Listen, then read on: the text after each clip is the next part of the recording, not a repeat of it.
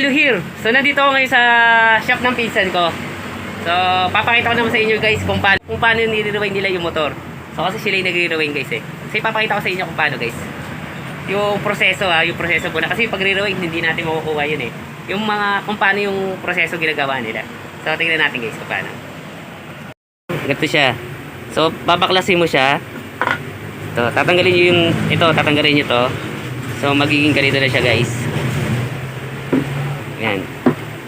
So pagkatapos niyang tanggalin yung mga tanso, so lilinisin siya guys. So magiging ganito naman siya. Kasi ito hindi pa siya ganun kalinis. So ito na siya. So lilinisin siya guys. Tapos pagkatapos siya linisin guys, lalagyan siya ng mga plastic. So guys, sa mga gilid-gilid, kung mapapasin nyo yan Tapos so i-rewind siya guys. So magiging ganito na siya. Yan guys. Papasok dito guys yung mga tanso sa loob. Tapos pagkatapos guys, lagyan ng ganyan. So ito na yung mangyayari guys. Pasok na siya sa loob. So may mga bilang to guys, kaya di natin alam kung paano to ginagawa. Pagkatapos silang lagyan ng ganyan guys, ganito na. So ito na yun, nalagyan na nila ng mga wire para maging bago siya guys. Sinasabi nila, paanong bago? Ano, papalitan ng bagong motor? Hindi, papalitan lang guys ng rewind. So itong rewind na sinasabi nila, yung tanso guys, binabago nila. So kagandahan kasi guys ng rewind, yung tanso siya.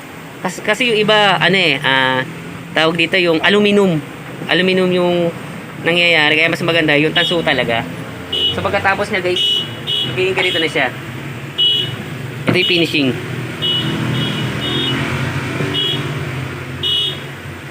So yun guys, ito na yung magiging finish niya guys.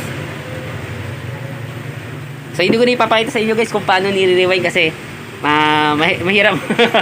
Daming proseso yung gagawin. Tapos ipapabarnis pa siya, ilalagay pa siya sa barnis. So ito guys yung pang rewind.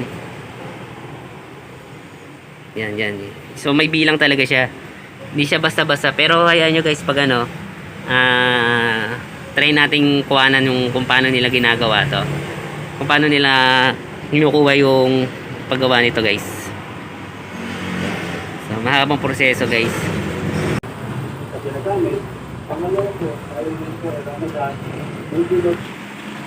So guys, maraming salamat. So hanggang dito lang muna yung vlog natin. So paalam guys.